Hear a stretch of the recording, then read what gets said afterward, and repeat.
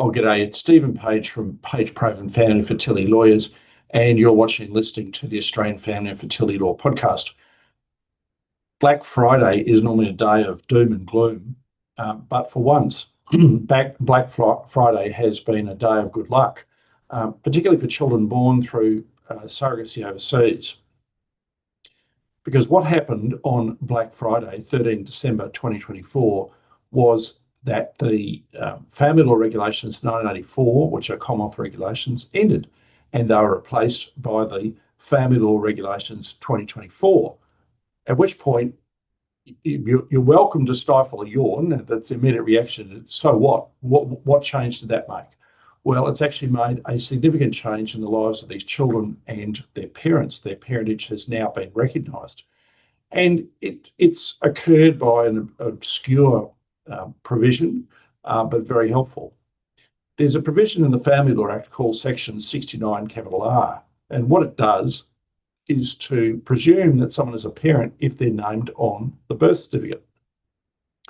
But it only applies to children born in an Australian state or territory. And we go, okay, well, that's obviously anywhere in Australia, and in a prescribed overseas jurisdiction. And you go, aha, there must be a jurisdiction that is prescribed, and therefore children who are born overseas are recognised. Well, until 13 December 2024, no place was recognised overseas. It was this provision for children born overseas was a dead letter.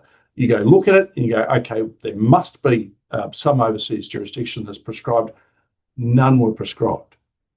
But when the Family Law Regulations 2024 commenced, lo and behold, there was a long list of places that were prescribed. And in the context of surrogacy, this is amazing, because what it means is that it is now certain that the parents named on the birth certificate are presumed to be the parents if the child was born in one of those places. And my view is that this presumption applies to children born before that date.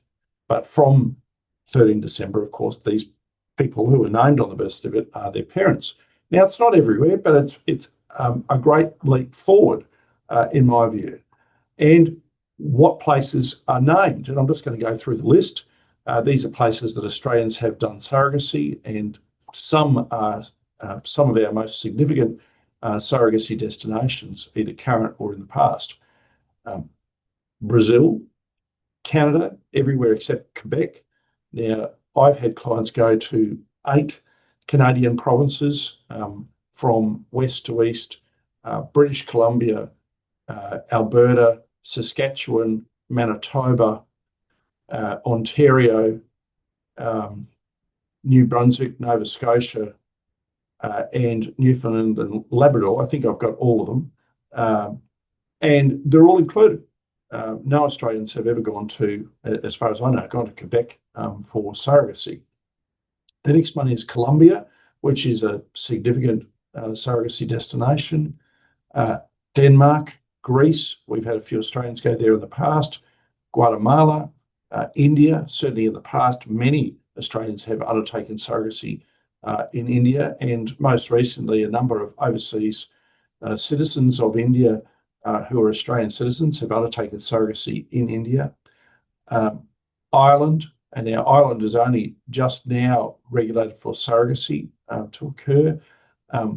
Israel, Kazakhstan, a small number of Australians have undertaken surrogacy in Kazakhstan, and that's likely to increase, particularly Australians of Chinese origin, because there are Chinese surrogacy agencies operating there. Kyrgyzstan, now Kyrgyzstan has not been a place that Australians have undertaken surrogacy, but Chinese surrogacy agencies are certainly operating there, and Kyrgyzstan made law changes late last year which will assist.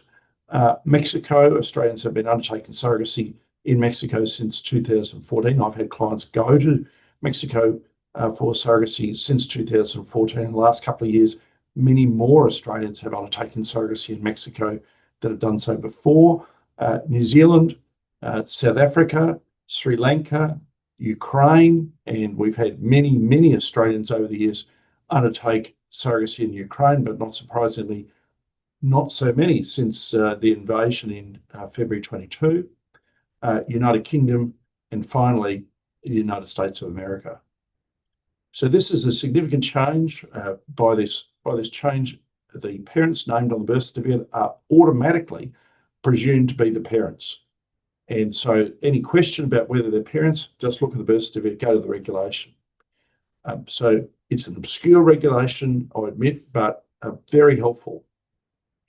So welcome change. And as I said, unlike the usual expectation of Friday the 13th, this was not a doom and gloom moment. This was a moment of hope and light, securing the parentage of those children born through surrogacy overseas. Thank you for watching and listening. I'm Stephen Page from Page Private Family and Fertility Lawyers, and this is the Australian Family and Fertility Law Podcast.